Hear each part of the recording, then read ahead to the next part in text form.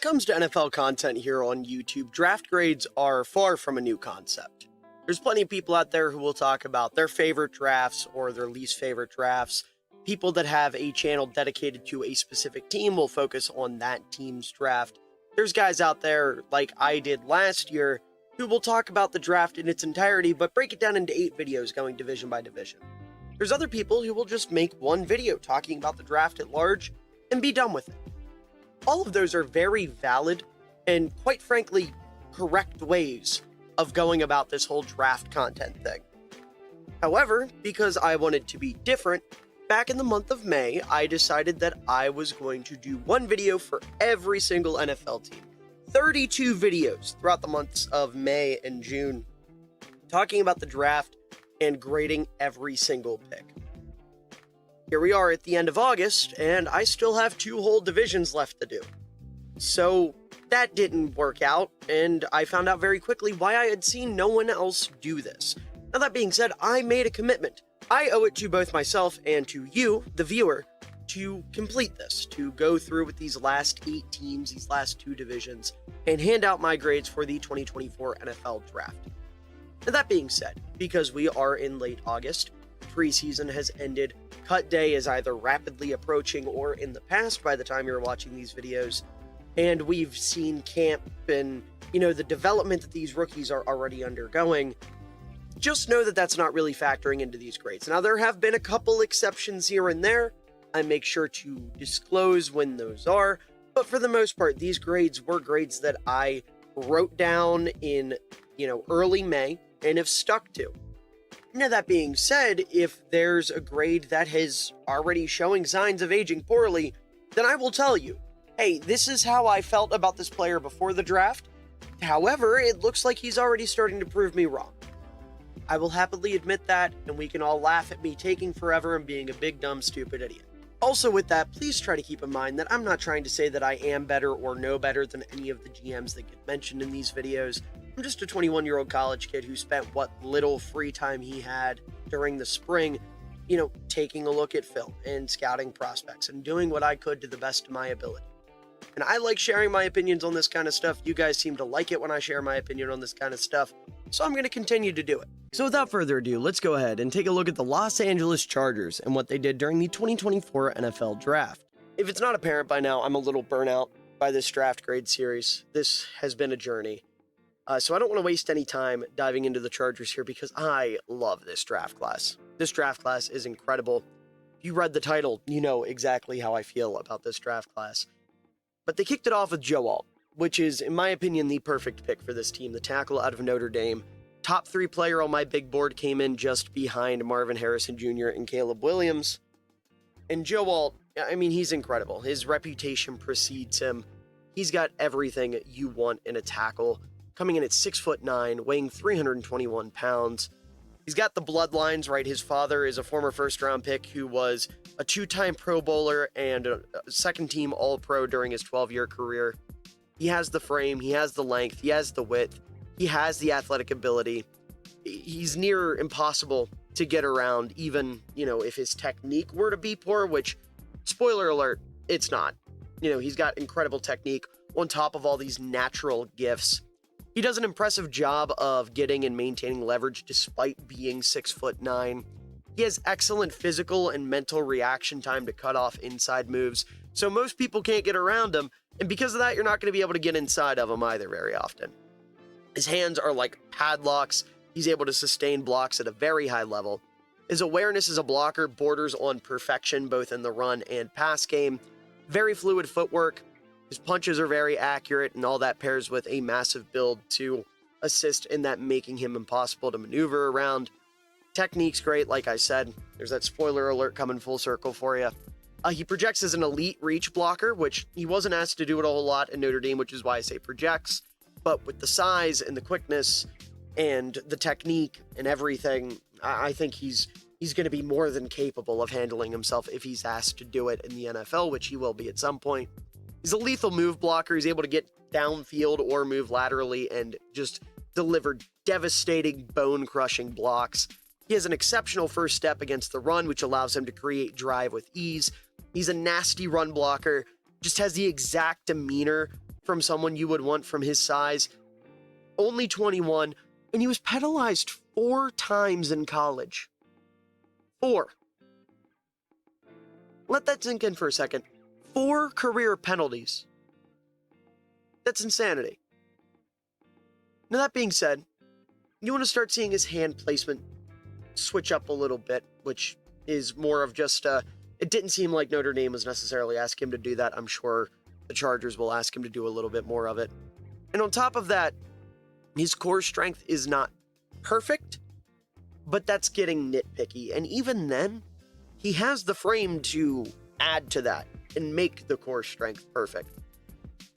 So, long story short, you are drafting pretty much a tackle that was built in a lab to be a stud, and then you're taking him and putting him opposite Rashawn Slater, who's already one of the 10 best tackles in the sport. That's awesome stuff. Now, I will say, just as a rule of thumb, I typically have reservations with moving sides with tackles, but considering Alt was perfect at left tackle, and he's still only 21, he's got time to develop there if he really needs it. And if he's just like half of Joe Alt his first year when he's adjusting to the right side, that's still, I mean, leaps and bounds ahead of a lot of the tackles in this sport right now. So I think he will be perfectly fine switching to the right side. My comp for him, ironically, when he was playing left tackled, was a mirrored version of Mitchell Schwartz from the Chiefs, who was a superstar for years and years and years. Now he's on the right side, so he's just Mitchell Schwartz now, which is pretty funny, but it was the perfect pick. You know, this kind of goes back to like the Bengals with do you draft Chase or Sewell? And, you know, truthfully, that trade worked out for both sides. The Bengals got to a Super Bowl. Chase, even though right now he's holding out, is one of the best receivers in the sport. The Lions are obviously very happy with Penei Sewell. I doubt either team would trade the one they ended up with for the other. And to add just a little bit of like the cherry on top of this, right? The passing on a wide receiver to go get a tackle, is you're able to move up 3 spots, in the second round to go get Ladd McConkey, the wide receiver out of Georgia, to be the receiver you take in this class. This was an incredibly deep receiver class. We saw a ton of guys go off the board in the first round. And honestly, there were a couple guys that went off the board in the first round that I think Ladd McConkey is better than. Now, I understand why those teams took those receivers over Ladd McConkey. It's a stylistic thing, right? The Chiefs wanted somebody fast. They took Xavier Worthy. The Bills wanted somebody that can go up and win 50-50 balls consistently. They took Keon Coleman. The Jaguars wanted somebody who could stretch the field, win some 50-50 balls, do a bunch of different stuff. They took Brian Thomas. But Ladd McConkey is, in my opinion, the perfect replacement for Keenan Allen in this draft. Does he play exactly like Keenan? No. But in terms of just getting a guy who's going to step in day one and know how to be open, that's what Ladd is. Because you look at the Chargers receiver room right now, you've got Josh Palmer, who is fine. You know, Josh Palmer gets the job done. You've got DJ Chark, who I forgot they signed until very recently. I like that signing a lot. You've got Quentin Johnston, who obviously did not look great last year, but here's to hoping year 2 is better. But none of those guys are just like Keenan Allen in the sense of, hey, Justin, it's 3rd and 5. We need you to complete a pass. Who do you want to see open, or who's going to get open for you? That was Keenan for the first part of Justin Herbert's career. He's in Chicago now. Get Ladd McConkey. I think he's somebody who can absolutely come in and fill that similar type of role. He's an energized athlete with the ability to stop and start on a dime, thanks in part to elite acceleration and near-elite quickness and foot speed. He has enough speed and explosiveness to threaten vertically, and he can pull away from DBs on crossers. He's incredibly fluid as a mover. He can pinch tight angles and bend laterally on breaks. He has the ability to change directions at an elite level, showing in both his routes and after the catch. He's a genuinely elite route runner at all 3 levels of the field. He's able to accelerate away from DBs after setting them up early in routes. He's a soft spot assassin who thrives in finding open spots within zones and quickly attacking them, much like Keenan Allen, just finding ways to be open. He's a good downfield ball tracker who can manipulate his body to end up underneath deep balls. He has strong hands that allow him to reel in passes over the middle of the field while contested despite a low volume of contested catch opportunities. He's not a 50-50 guy, but if you hit him on a slant and he's got someone draped over top of him, he's going to play hard at the catch point and come down with the football. He's able to slither his way through defenders after the catch with good spatial awareness. He's an incredibly versatile player who can play inside, outside, and be used on like jet sweeps and motion plays. He's a willing and capable blocker who enjoys getting physical with intense leg drive. And he's their backup punt returner right now. He averaged 12.8 yards per return in 2021 and 2022, so if something happens, he can go back there and add something to the punt return game.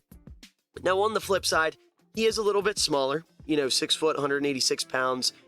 He could have some durability concerns because of that. Had ankle and back injuries last year. I'm not saying because of those injuries, he's all of a sudden injury prone.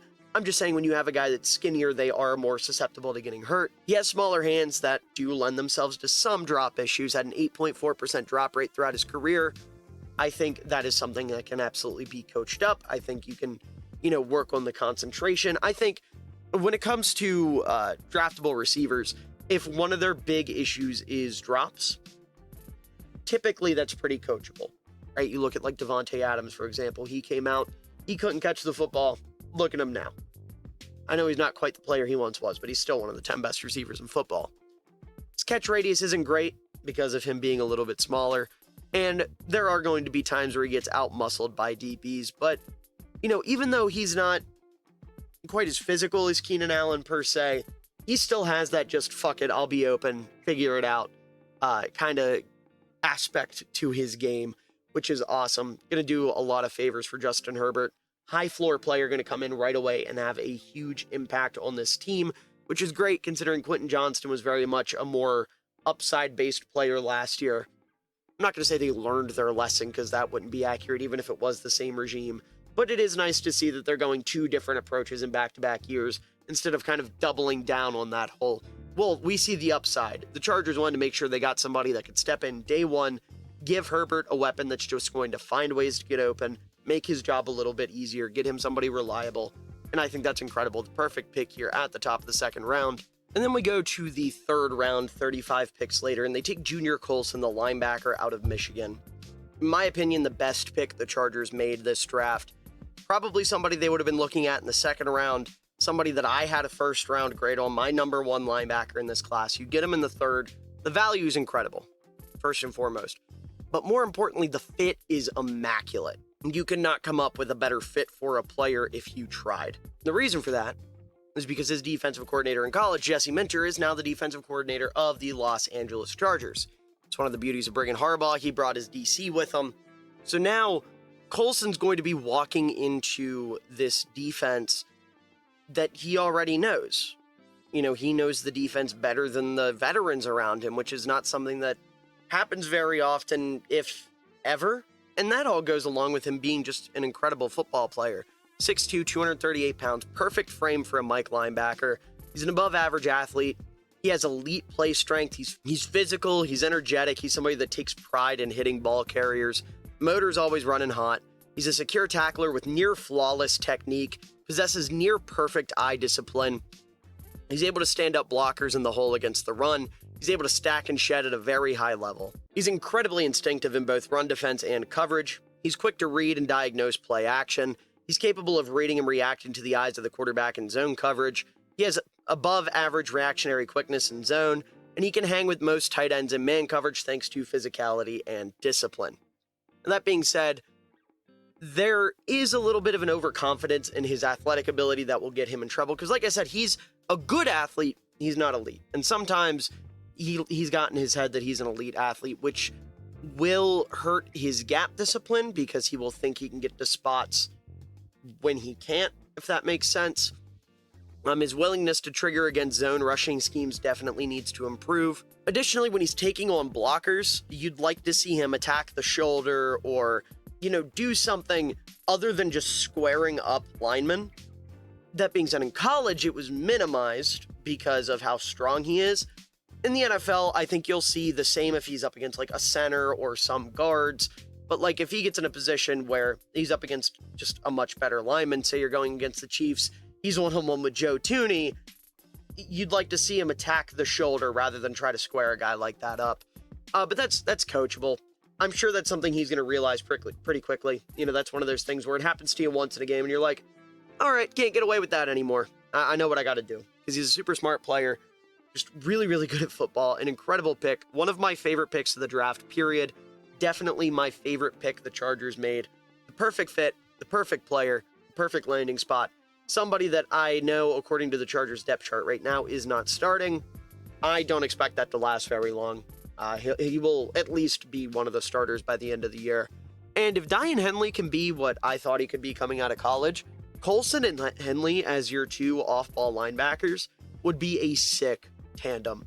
So I'm really, really rooting for Coulson and Henley to take over here sooner rather than later, which then would give you Denzel Perryman as a third linebacker, and then Troy Dye and Nick Neiman as backups, which would be awesome. Like, that would be an insane linebacker core.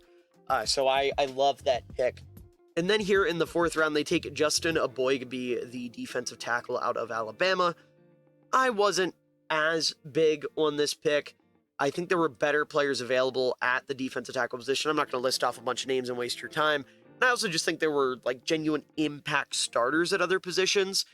Whereas with Aboigbe, he's a nice 4-eye, but I don't necessarily see him as a starter. Although I get it. The Chargers needed defensive linemen.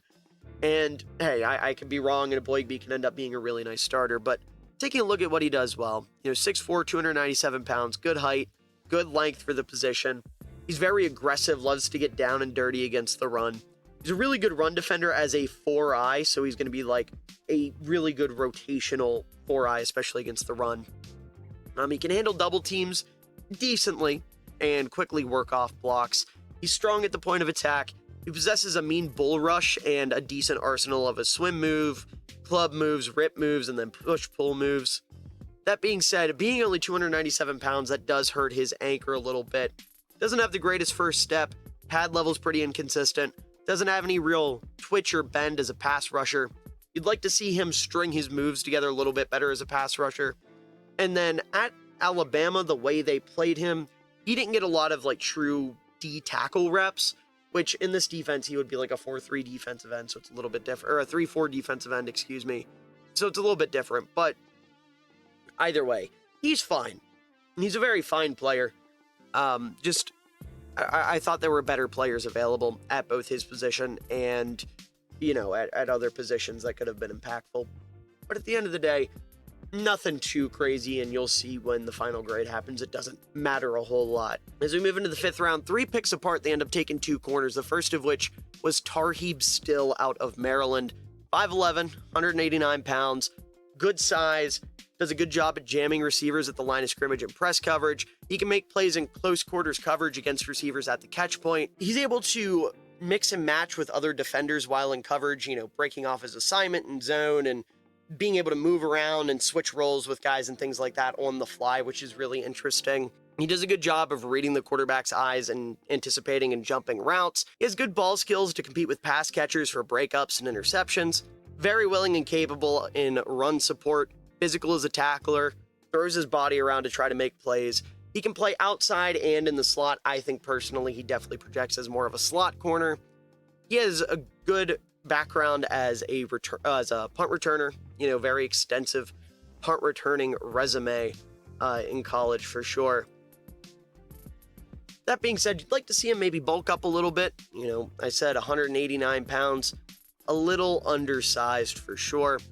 I know I said he has the ideal size. I more meant in terms of his height and his length. The build definitely could add a little bit in terms of weight. His deep speed isn't fantastic, which is going to hurt his ability to keep with guys downfield, which is why I think he's definitely more of a nickel. He gets grabby at the top of routes if he feels like the receiver is starting to create separation. Definitely want to see that cleaned up. And because of that, he's somebody that could absolutely be susceptible to being penalized pretty often. He can be slow to click and close on underneath routes and man and zone coverage. He likes to enter bail coverage pretty quickly, opening up his hips and exposing himself to receivers. And he's currently more of a diving tackler. You'd like to see him wrap up a little bit more consistently. But as a, nickel corner, I definitely think this is a solid pick. Weren't a ton of guys that I would have taken over him at this point, other than, ironically, the guy they took 3 picks later. I liked him a little bit more. And also, he tested really well. So I get it. I get the appeal. Wasn't somebody I watched pre-draft, had to come back to him after the draft. And I definitely saw a lot of stuff I like. I saw the vision. Wasn't the perfect pick, but was definitely very, very good, right? The A+, that has to be like on the nose, perfect. Couldn't have drawn it up better myself. And A is still like, damn, probably not the direction I would have went, but I definitely see what you're cooking, and I really like it. And that's the best way to kind of describe Tar Heaps still here.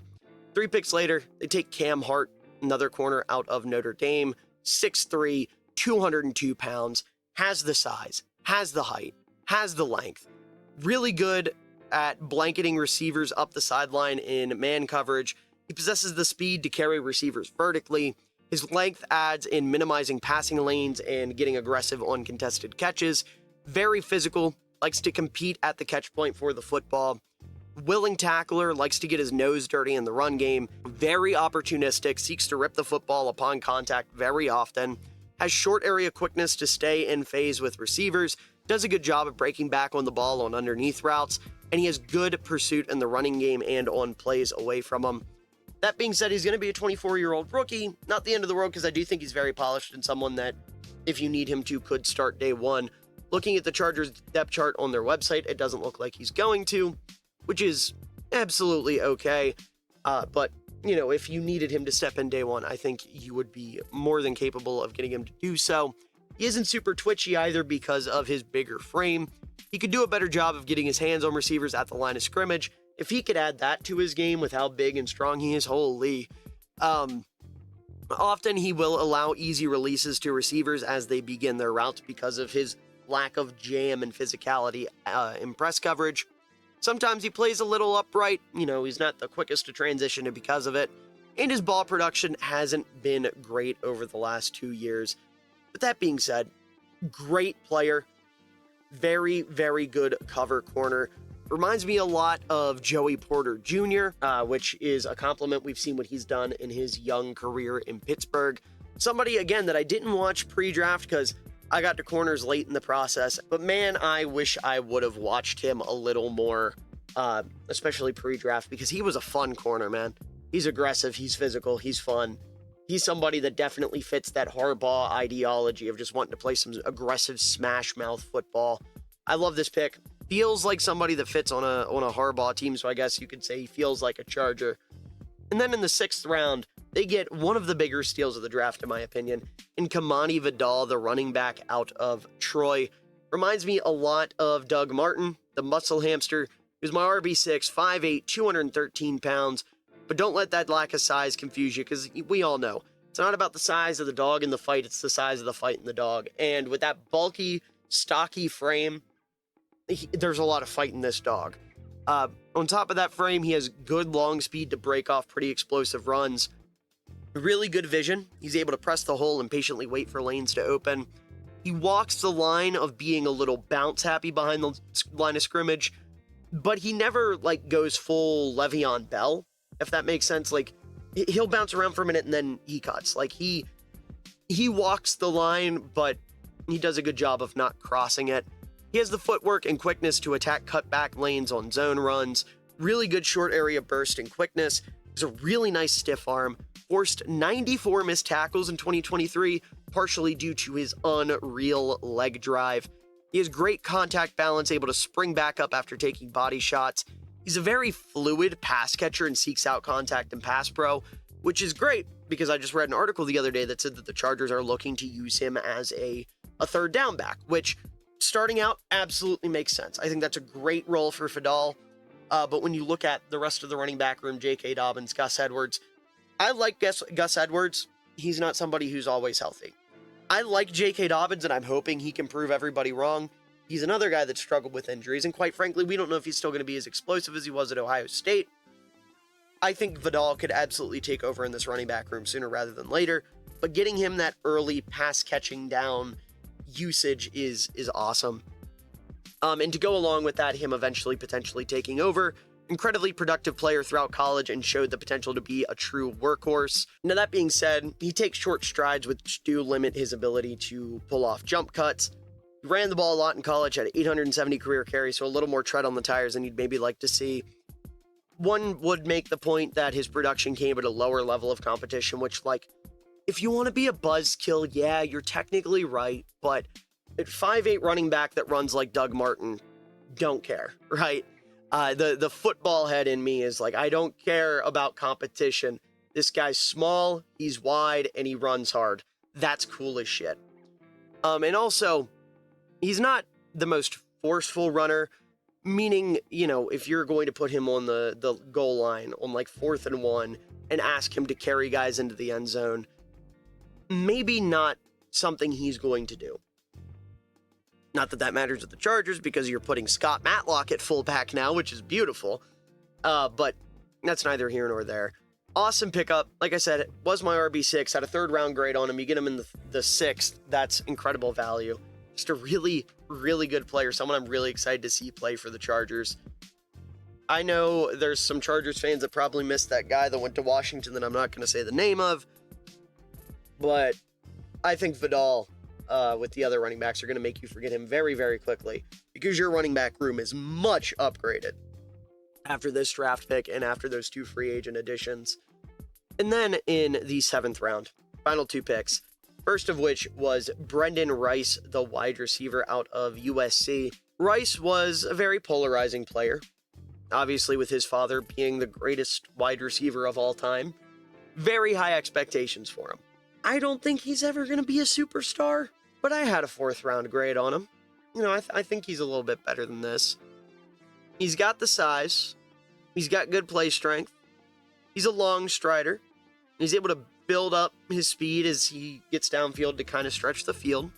Good burst off the line that allows him to beat press. He can utilize his size and physicality to jab and swipe against corners in press coverage. He can quickly locate soft spots and zones and attack accordingly. Good technique as a route runner, able to break out of routes very violently.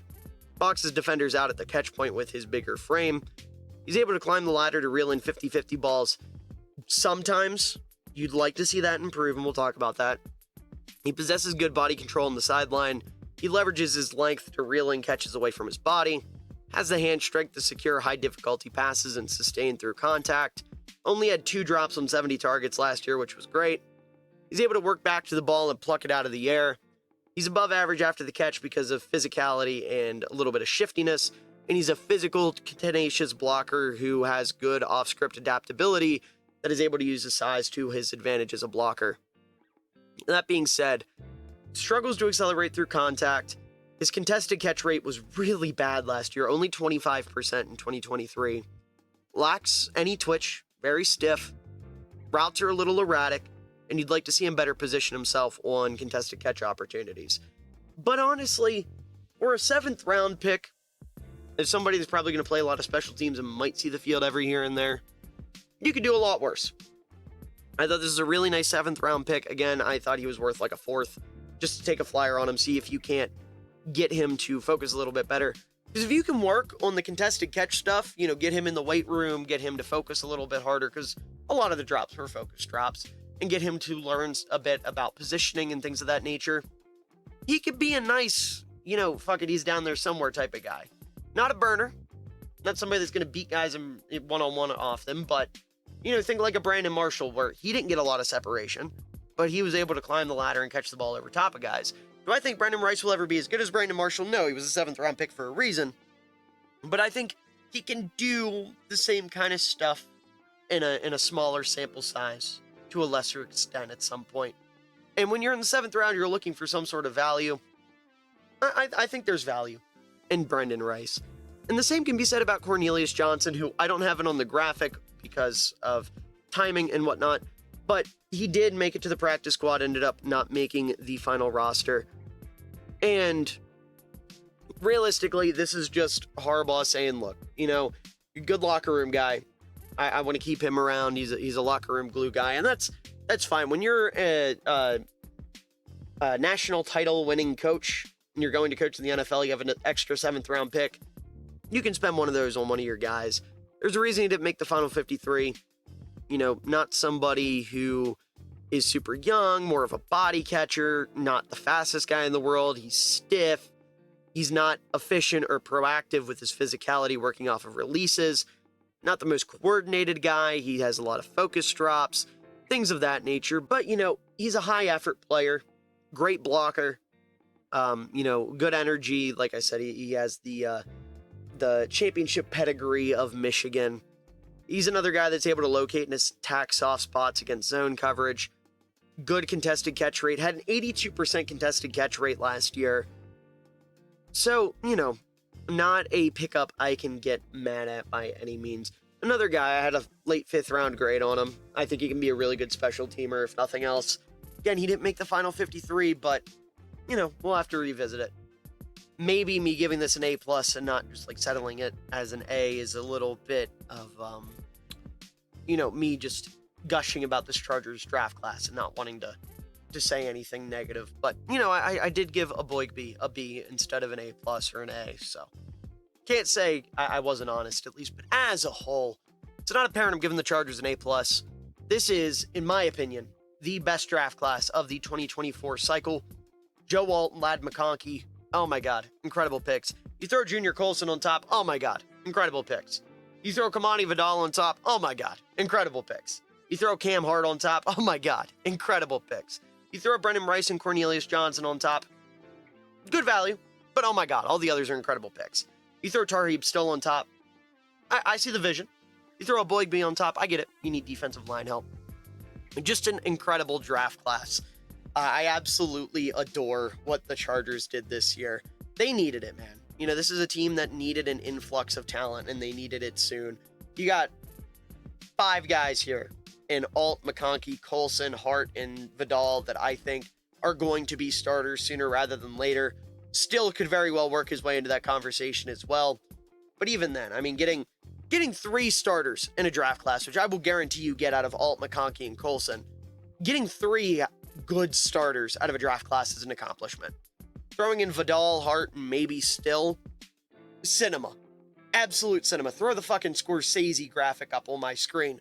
Absolute cinema from the Los Angeles Chargers. Is this a team I think is going to compete right now, right this year? No. I still think they have some work to do. But holy Toledo, the Harbaugh administration is starting off with a bang. I think this is going to be a team that is going to be scary this year. Going to play a lot of really good teams close. Probably going to end up around 500. And then once some of these young guys really get their groove, Harbaugh gets another year to load up in free agency and the draft next year, really add some depth to this roster. Get Herbert some damn help because Lord knows he hasn't had it yet. The sky's going to be the limit under Harbaugh for the Chargers. I love this incredible draft.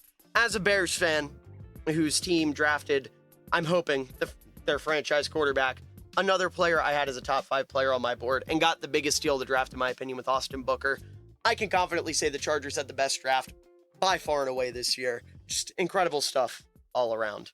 Had a chance on the throwback. This was an ill-advised throw. What an unbelievable catch by Cole Kmet. And he cups it too. No movement when he hits the ground, tucked up against his shoulder. Wow. Using that